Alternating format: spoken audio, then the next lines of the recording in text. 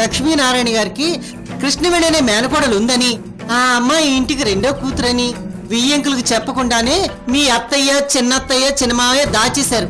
ఆ విషయం తెలుసా నీకు? పెళ్లి వాళ్ళు కృష్ణవేణి ఎవరు అంటే పక్కింటి అమ్మాయి, అంతే.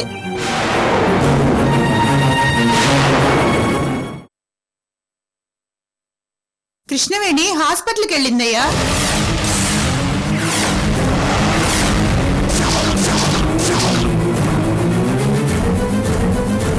కృష్ణవేణికి ఏమైంది లక్ష్మి? మండపంలో తిరుగుతుంటే కాలికి మేగ్గుచ్చుకుంది.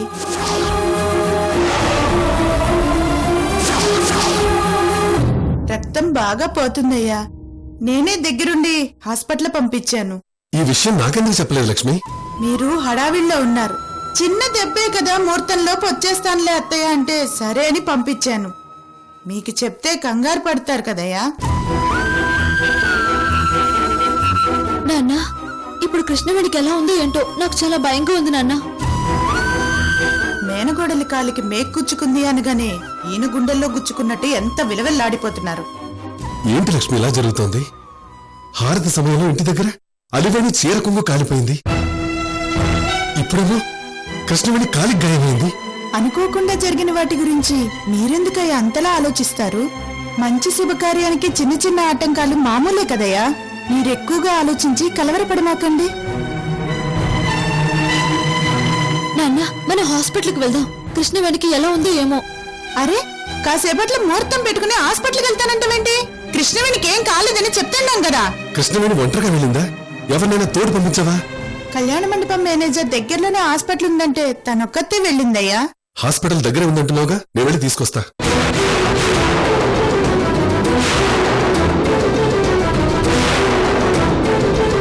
తొందరగా వెళ్ళండి నాన్న. అయ్యా, కన్యాదానానికి సమయం అయింది. కన్యాదాతలు ఎక్కడున్నా వేదిక మీదకి రావాలి. మరి అన్నయ్య, మీరు ఎక్కడున్నారా? పంతులు గారు పిలుస్తున్నారు. వదినా, మీరు కూడా.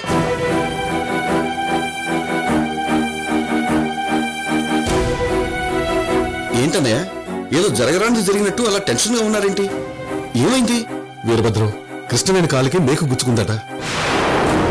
హాస్పిటల్కి వెళ్ళింది బాబాయ్. అన్నయ్య, కాలికి ముళ్ళు గుచ్చుకుంటే అంత టెన్షన్ ఎందుకు? అమ్మ అలివేణి, నువ్వేడవకు. అసలే పెళ్లి కూతురువి, ఫేస్ డల్ అవుతుంది. అన్నయ్య, వదిన, మీరెళ్ళి పెళ్లి కార్యక్రమాలు చూడండి. కృష్ణవేణి సంగతి నేను చూసుకుంటాను. అది కాదురా, తను హాస్పిటల్లో ఒక్కతే ఉంది. పోనీ చంద్రకళని హాస్పిటల్ పంపించి కృష్ణవేణిని తీసుకురమ్మంటాను, సరేనా? తొందరగా పంపించు. ముందు మీరు పదండి అన్నయ్య. రెండోదినా? లక్ష్మి, అమ్మాయికి బొగ్గచుక్క పెట్టి తీసుకురా. అలాగేనయ్యా.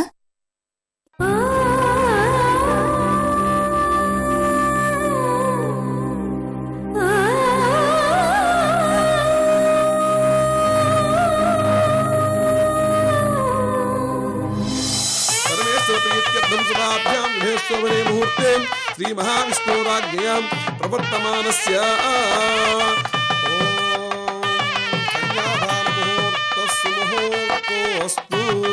సుముహూర్తకాలే సూర్యాదీనాం నవానాం గ్రహాణాం అత్యంత అనుకూల్యతా బలసిద్ధిరస్తు.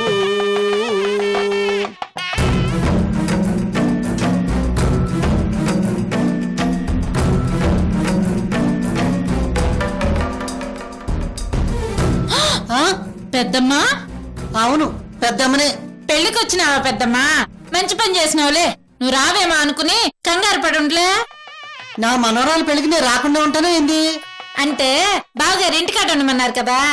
నేను ఎలాగైనా పెళ్లికి వస్తానని అల్లుడి గారికి తెలుసులే. ఏదో కోపంలో అల్లుడి గారు నన్నేదో అన్నారని నా మనవరాలు పెళ్లికి నేను రాకుండా ఉంటానే ఏంటి?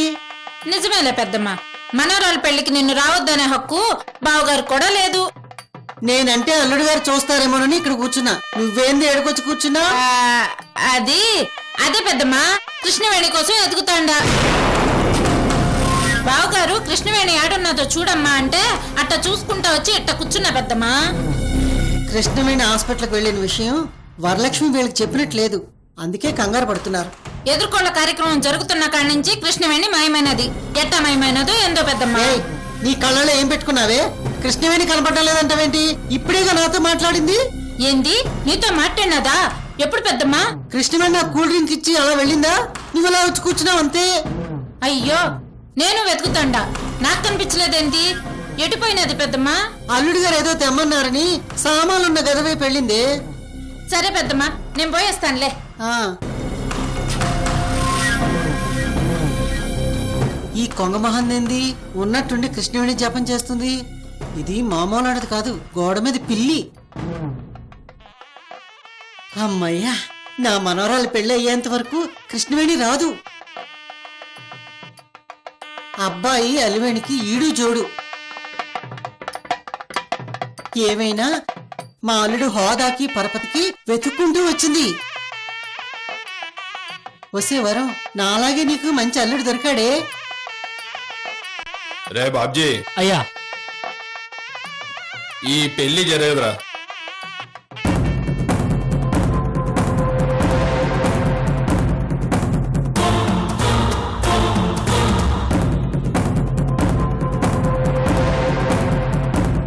అది కాదయ్యా, పెళ్లి జరగదన్నారు, లేచారు, ఇక్కడికి వచ్చారు. బాబా సినిమాలో రజనీకాంత్ లా చేస్తున్నారేంటండి? నాకేం అర్థం కావట్లేదు. రేనా ఎర్రినా బాబ్జీ, కాలజ్ఞానం చెప్పే కాల పురుషులు ఇలాగే ఆలోచిస్తూ ప్రవర్తిస్తుంటారట. కాల పురుషులతో నీలాంటి కాలకుట విషయంతో కంపారిజన్ ఏంట్రా కాకి విధవ? రే బాబ్జీ, కళ్యాణ మండపంలో ఏదో టెన్షన్ ఎలిమెంట్ రన్ అవుతుందిరా. టెన్షనా? శుభమాని పెళ్లి జరుగుతుంటే టెన్షన్ అంటారేంటండి? ఏ ఉదు తుఫాన్ రాకముందు విశాఖపట్నం ఎంత ప్రశాంతంగా ఉండేది, ఇప్పుడు ఇక్కడ అలాగే ఉంది. పెళ్ళంటే పండగ కదరా, అందరి మొహంలో పండగలు ఉండాలి కదా. నిజమే. ఒక్కసారి లక్ష్మీనారాయణ వరలక్ష్మిల మొహాలు చూడు.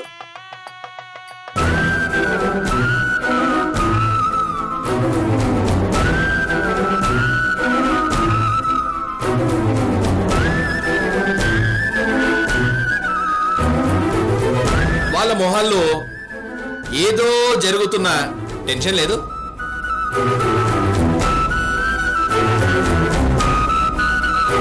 అంటే ఇక్కడ ఏదో జరుగుతుందిరా బాబ్జీ. నాకేమీ అనిపించట్లేదే. ఒక్కసారి మన శత్రువు వియంకులం చూడు.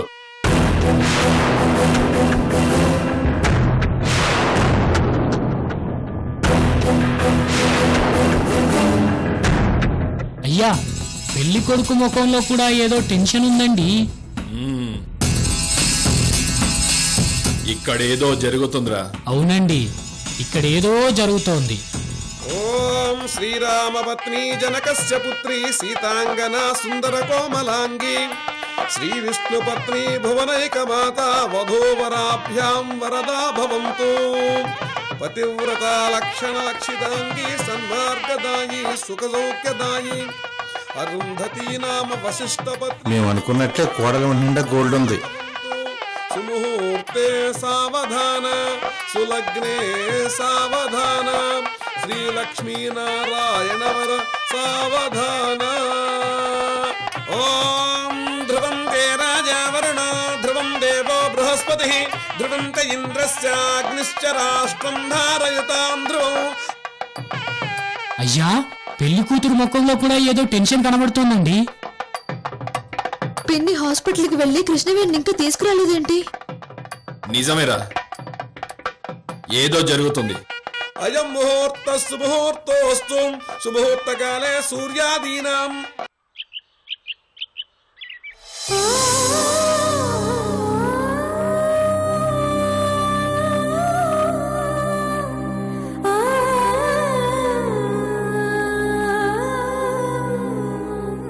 నేను పెళ్లికి మిస్ అవ్వను, నీ పక్కనే ఉంటానని నాకు మాట ఇవ్వు. అలాగే, నీ మూడు ముళ్ళు పడే వరకు నేను నీ పక్కనే ఉంటాను. ప్రామిస్.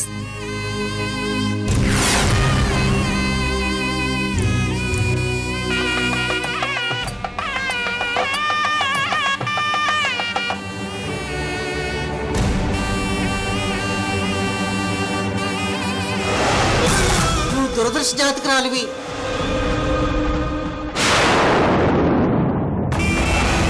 ఇప్పుడు నా మనవరాలి పెళ్లి కూడా నీ వల్ల ఆగిపోయేటట్టుంది.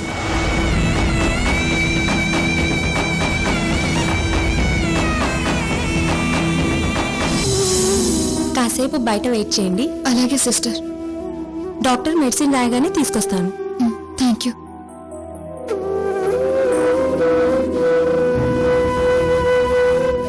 మెల్లిగా నడవండి మేడం.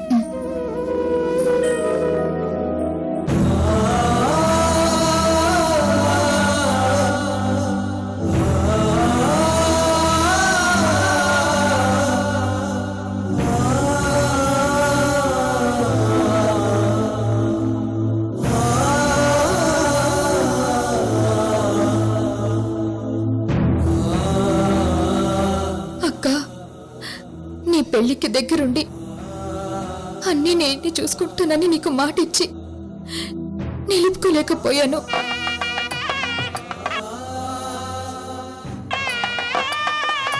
నన్ను క్షమించక్క.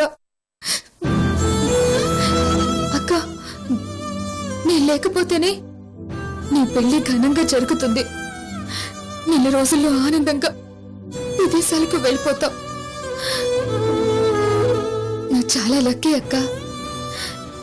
తాళి కట్టించుకున్న శుభముహూర్తంలో నేను లేకపోయినా wish you happy married life అక్క. చిరునవ్వులతో వెలిగే సహనం అచ్చ తెలుగు ఆడపడుచులాని కది సహజం.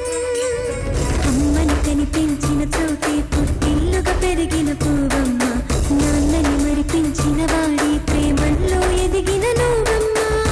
అలలు కన్న సంగమాలకై ఉరకలేయు కృష్ణవేణి, గుండె నుంచి కళ్ళలోకి పొంగుతున్న సాగరాన్ని అడిగి చూడు ఒక్కసారి.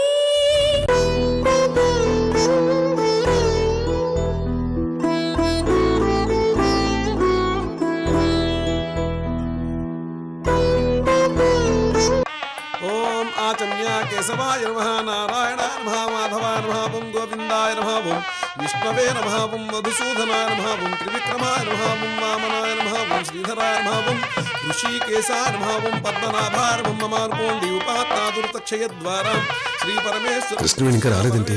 ప్రియత్యర్థం శుభాభ్యాం రుభేశ్వ. వీరభద్రం, ఏం కావాలన్నయ్య? కృష్ణవేణి కోసం చంద్రకాళని హాస్పిటల్ పంపించావా? అరే సారీ అన్నయ్య, మర్చిపోయాను. నీకు అదే పనిగా చెప్తే ఎలా మర్చిపోయావు? అన్నయ్య, ఇందాక చెప్దాం అనుకుంటే చంద్రకళ ఎక్కడ కనిపించలేదు అన్నయ్య. చంద్రకళ కనిపించకపోవటం ఏంటి? అదిగో వస్తుంది కదా. అరే, నాకు ఇందాక నుంచి కనిపించలేదు అన్నయ్య, ఇప్పుడే వెళ్ళి చెప్తాను. నువ్వుండు, నేను చెప్పొస్తాను. శ్రీ మహావిష్ణురాజ్ఞయాం ప్రవర్తమానస్య. రేయ్, అయ్యా, పెళ్లి కూతురు పిన్ని కూడా టెన్షన్ లో ఉందిరా. అయ్యా బాబోయ్, పెళ్లి కూతురు అమ్మమ్మ కూడా టెన్షన్ గా ఉందండి. అమ్మో, అల్లుడు గారు ఇటే వస్తున్నారు.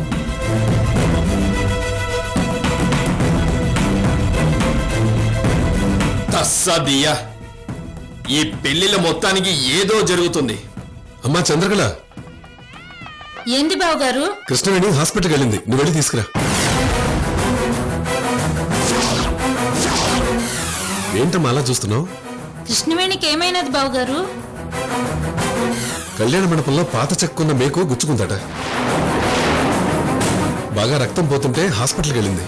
కళ్యాణ మండపం మేనేజర్ని అడిగితే హాస్పిటల్ అడ్రస్ చెప్తాడు. తొందరగా వెళ్ళి తీసుకురామ్మా. అలాగే బావగారు, మీరు వెళ్ళండి, నేను తీసుకొస్తాను కదా.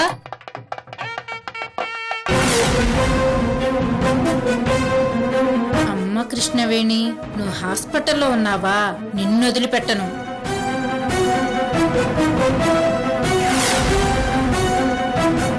కన్ఫామ్ రా, ఇక్కడ మాత్రం ఏదో జరుగుతుంది.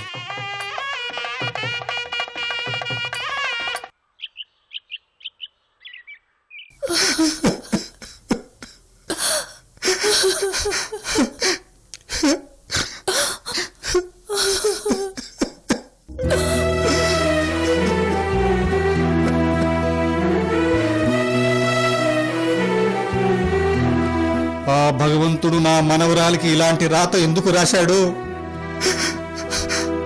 నిలదీసి అడగాలనుందమ్మని. ఊరుకోండి, మనం చేసిన తప్పులకి ఆ దేవుణ్ణి నిందించటం మంచిది కాదండి. ఈ వయసులో నిస్సహాయంగా ఏడుస్తూ మాట్లాడుకుంటున్నారంటే వెనక ముందు ఎవరూ లేరేమో. మన మనవరాలకి ఏదైనా అయితే మనం బ్రతికి ఏం ప్రయోజనం? మనం చచ్చిపోదామని. అయ్యో అలా అనకండి.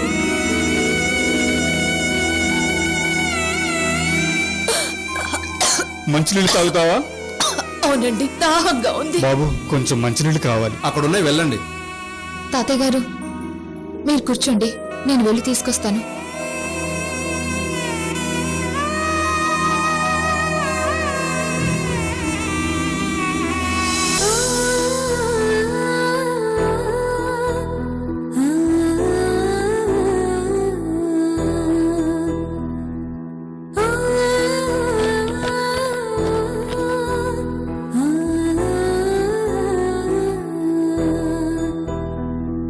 చాలా థ్యాంక్స్ అమ్మా. అయ్యో పర్వాలేదు తాతయ్య. మీరెందుకు బాధపడుతున్నారో తెలుసుకోవచ్చా? తాతయ్య, నేను మీ మనవరాలంటి దాన్నే. మీ కష్టమేంటో చెప్పండి, నాకు చేతనైన సహాయం నేను చేస్తాను. ముక్కు మొహం తెలియని అమ్మాయి ఇలా అడుగుతుంది ఏంటని ఆలోచిస్తున్నారా? సహాయం చేయడానికి స్నేహమో బంధుత్వమో పేగుబంధమో అక్కర్లేదు. పిడికిడి గుండెల్లో చిటికెడు మానవత్వం ఉంటే చాలు. ఏం చెప్పనమ్మా, నా మనవరాలు ఆత్మహత్య చేసుకుని చావు బతుకుల మధ్య ఉంది.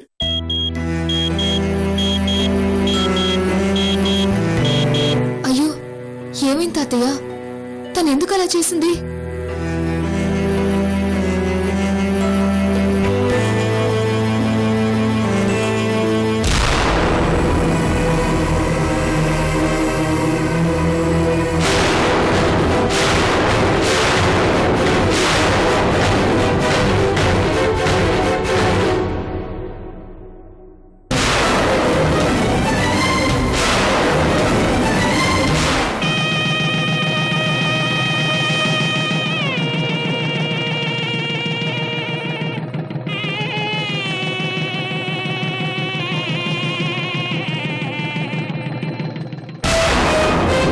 మోసపోయాం తల్లి, మోసపోయాం. అబ్రాడ్ సంబంధముని మురిసిపోయి నా మనవరాలు పెళ్లి వైభవంగా చేశాను. పెళ్ళై 4 రోజులు తిరక్క ముందే మేము మోసపోయామని తెలుసుకున్నాం. మాకున్న డబ్బు బంగారం కాజేయడానికే మా మనవరాల్ని పెళ్లి చేసుకున్నారని ఆలస్యంగా తెలుసుకున్నాం. అప్పటికే ఆ దుర్మార్గులు డబ్బు నగలు తీసుకుని పారిపోయారమ్మా.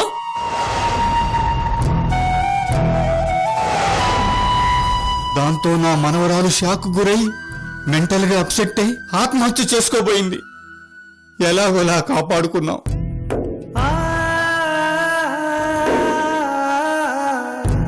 మా సొంతూరు విశాఖపట్నం. స్థలం మారితే తను కుదుట పడుతుందని ఇక్కడికొచ్చాం. ఈ రోజుకు పెళ్ళై సరిగ్గా ఏడాది అయిందమ్మా. పెళ్లి రోజును పదే పదే గుర్తు చేసుకుని బాధపడుతూ మళ్ళీ ఆత్మహత్యా ప్రయత్నం చేసుకుందమ్మా.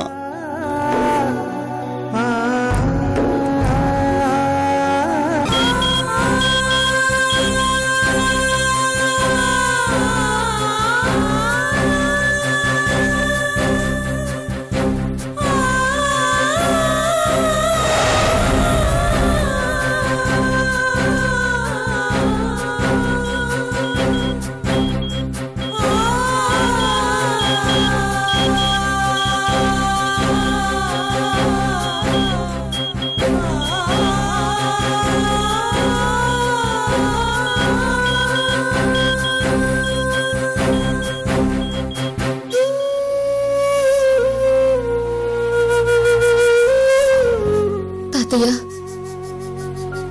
మీరు చెప్తుంటే నమ్మలేకపోతున్నాను. ఆడపిల్ల జీవితాన్ని అడ్డం పెట్టుకుని డబ్బులు సంపాదించడం ఎంత నీచం. అలాంటి నీచమైన వాళ్ళు ఉన్నారమ్మా. వాళ్ళ మాటలు వింటే ఎవరైనా నమ్మేస్తారు. నన్ను వాళ్ళు ఎలా నమ్మించి మోసం చేశారో తెలుసా అమ్మా? మీది మంచి కుటుంబం, చక్కటి సాంప్రదాయం సంస్కృతి తెలిసిన మీ మనవరాలు మా ఇంటికి కోడలు కావాలనుకున్నామని సంబంధం చూడటానికి వస్తారు.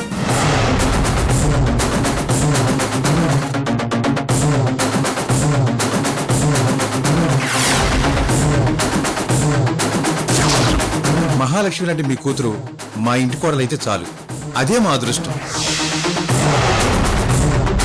కానీ కట్నం అక్కర్లేదు, మీ అమ్మాయి మా ఇంటి కోడలైతే అదే మా అదృష్టం అంటారు.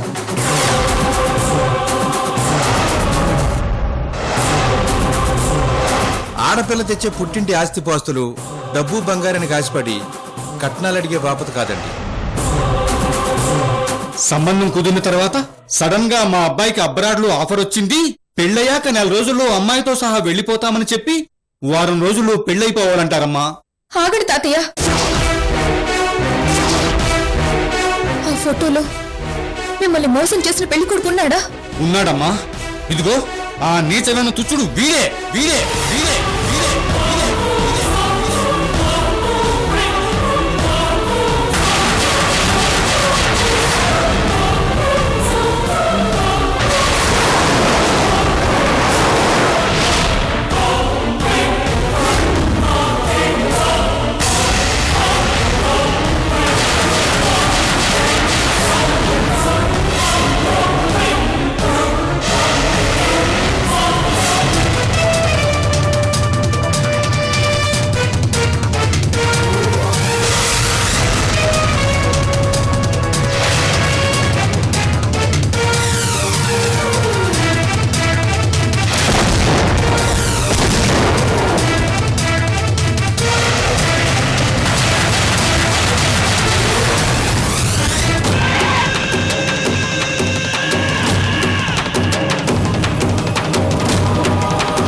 క్షేమ క్షేమ